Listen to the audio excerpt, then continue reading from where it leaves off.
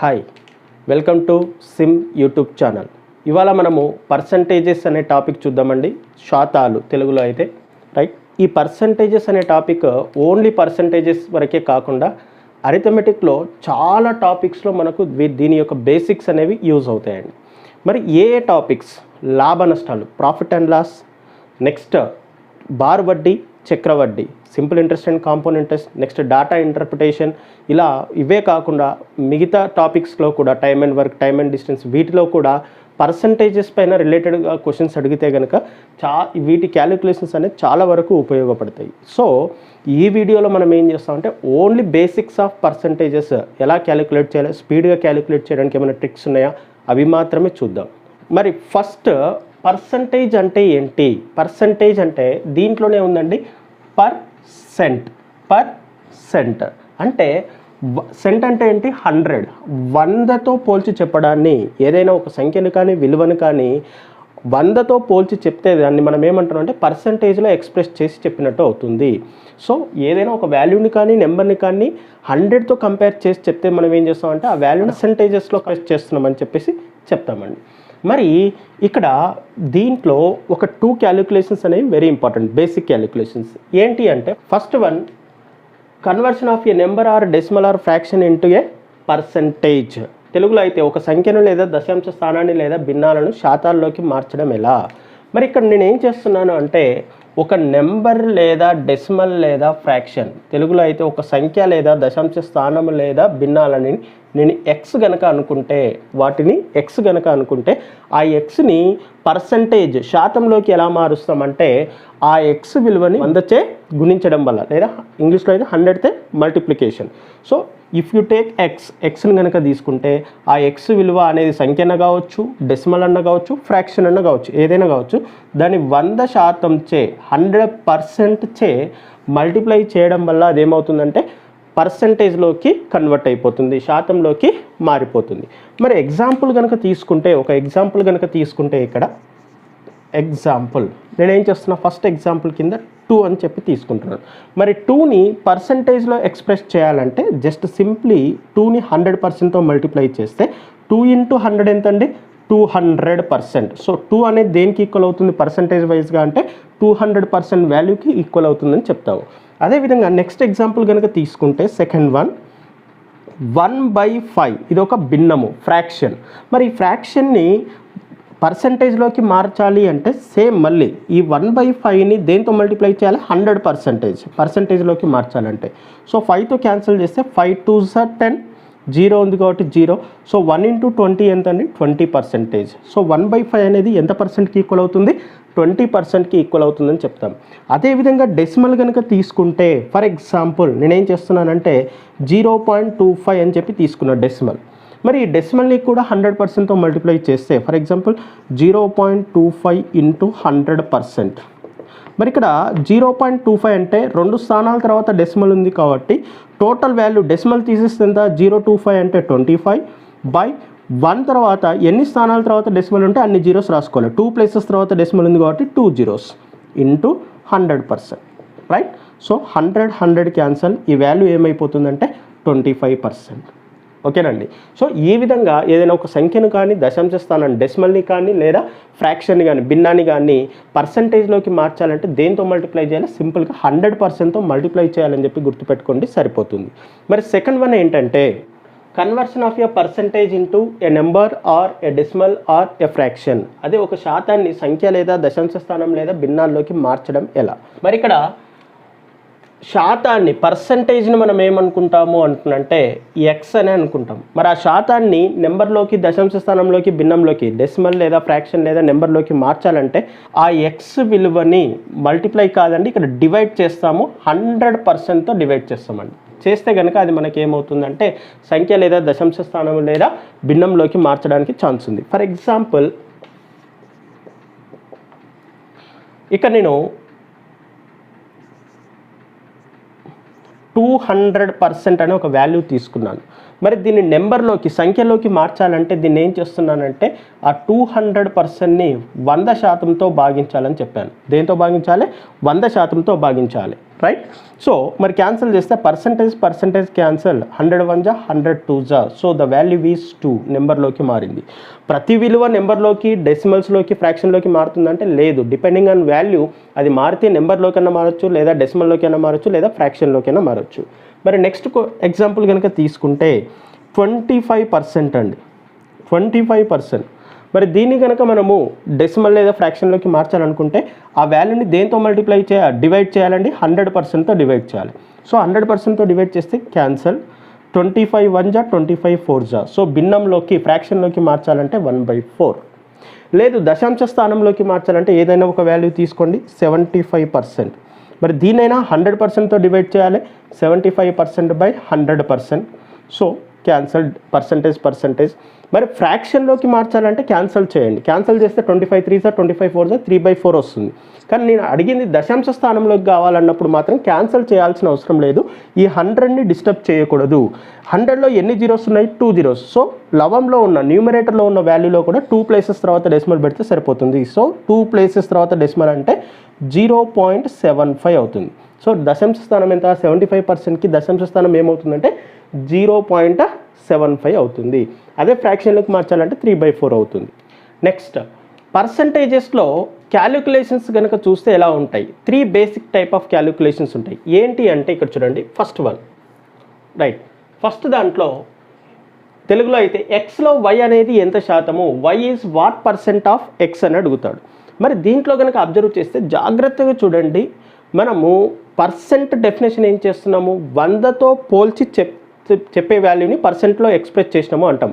100తో compare చేసి చెప్తే దాన్ని పర్సెంటేజ్లో ఎక్స్ప్రెస్ చేసి చెప్పినాము అంటున్నాం. మరి పోల్చి చెప్పడం, మరి ఇక్కడ దేంతో పోల్చమంటున్నాడు? ఎక్స్లో అనేది వై ఎంత శాతం, వైని ఎక్స్తో పోలిస్తే ఎంత శాతము అంటున్నాడు. సో దేంతో కంపేర్ చేస్తున్నామో దాన్ని 100% అనుకుంటే చాలా ఈజీ, ఫార్ములాస్ లేకుండా. సో ఇక్కడ వై అనేది ఎక్స్లో ఎంత శాతం, ఎక్స్తో కంపేర్ చేస్తున్నాడు. Y is what percent of x అంటున్నాడు. ఎక్స్తో కంపేర్ చేస్తే ఎంత పర్సెంట్ అంటున్నాడు కాబట్టి ఎక్స్తో కంపేర్ చేస్తున్నాడు కాబట్టి ఎక్స్ అనేది 100% అనుకుంటే అందులో వై అనేది హౌ మచ్ పర్సెంటేజ్, వై అనేది ఎంత పర్సెంటేజ్ అని అడుగుతున్నాడు. ఇది క్యాలిక్యులేషన్ వాడు అడిగింది, రైట్? సో ఇది మనకు తెలుసు. క్రాస్ మల్టిప్లై చేస్తే కనుక ఈ వాల్యూ ఏమొస్తుంది? Why into 100%/x. So y/x into 100% అని రాస్తాం. y/x, y ఇంటూ 100%/x కాబట్టి y/x ఇంటూ 100% అని రాస్తాం. సో ఇక్కడ గుర్తు పెట్టుకోవాల్సింది ఏంటంటే తెలుగులో అయితే దేనిలో అంటున్నాడో అది 100% అనుకోవాలి. ఇంగ్లీష్లో అయితే ఆఫ్ తర్వాత వచ్చే వాల్యూ ఏదైతే ఉందో దాన్ని 100% అనుకోవాలని చెప్పి గుర్తు పెట్టుకోండి. సో ఇక్కడ ఎక్స్ని 100% అనుకున్నాం, అందులో వై ఎంత పర్సెంట్ అంటున్నాడు కాబట్టి అది తీసుకుంటున్నాను. సెకండ్ క్వశ్చన్ చూస్తే ఎక్స్లో వై శాతం విలువ ఎంత, y percent of x is how much. మరి ఇక్కడ ఆఫ్ దేనికి లో ఉందండి? ఎక్స్కి ఉంది. ఆఫ్ తర్వాత ఏ వాల్యూ ఉందండి? ఎక్స్ ఉంది. అది మనం ఏమనుకున్నాము? 100% అనుకోవాలి. సో ఎక్స్ని నేను ఏమనుకుంటున్నా? 100%.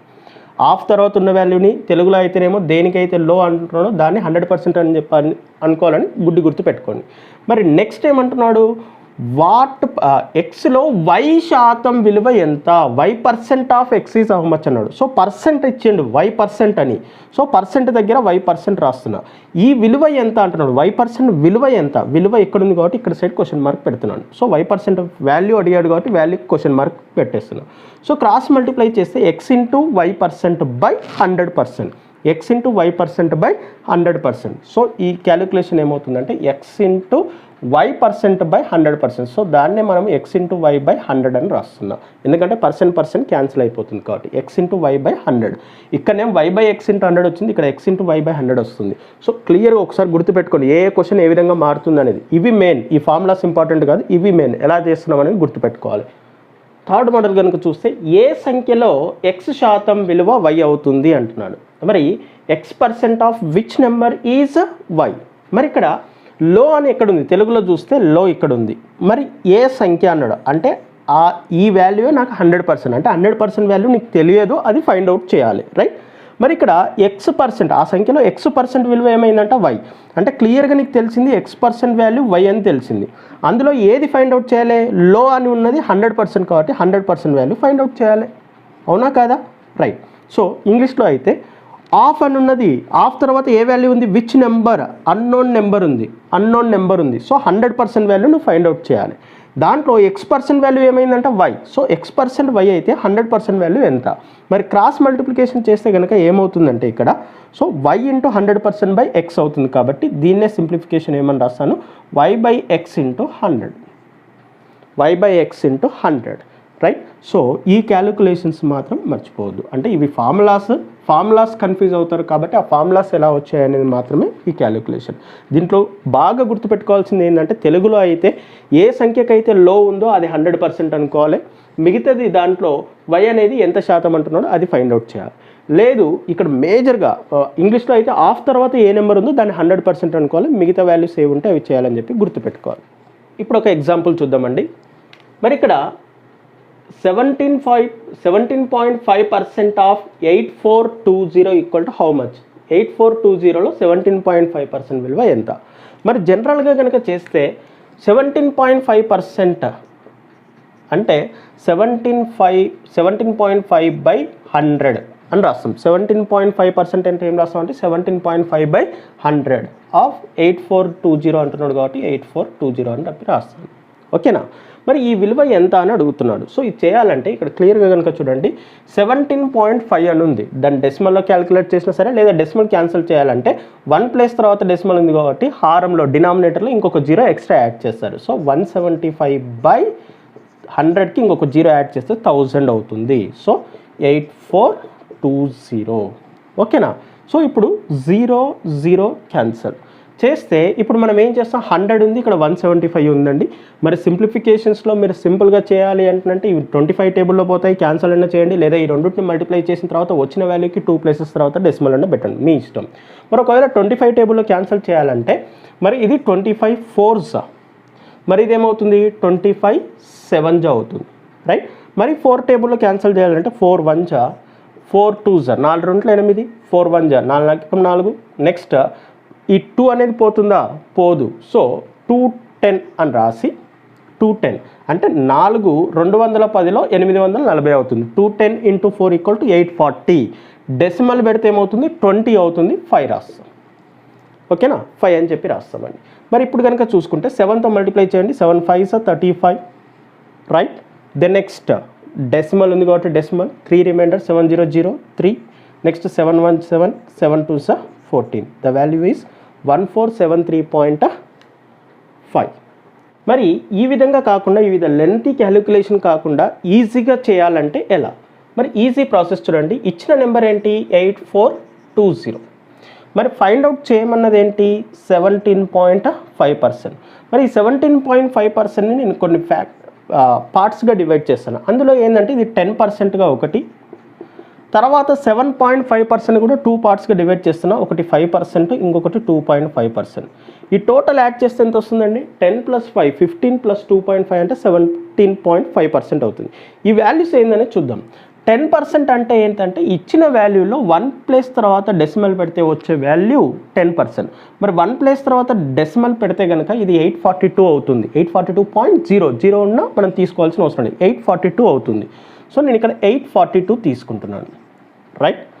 మరి 5% అంటే ఎలా, 10%లో ఆఫ్ 5%. సో 842లో ఆఫ్ తీసుకోవాలి. 842లో ఆఫ్ ఎంతండి 421.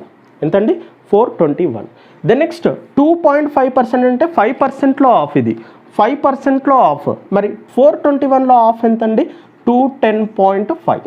ఎంతండి 210.5. మరి ఇవన్నీ యాడ్ చేస్తే 17.5 వస్తుంది కాబట్టి యాడ్ చేస్తే 5 2 + 1 3 4 + 2 6 + 1 7 నెక్స్ట్ 12 + 2 ఎంతండి 14. Therefore the answer is 1473.5. అక్కడ కూడా సేమ్ వస్తుంది. సో ఈ విధంగా ఓవరాల్గా క్యాలిక్యులేషన్స్ చేయడం వెరీ ఇంపార్టెంట్. ఈ క్యాలిక్యులేషన్ మనకి ఏమవుతుందంటే profit and loss, simple interest, compound interest, data ఇంటర్ప్రిటేషన్లో చాలా యూజ్ అవుతుంది మనకు.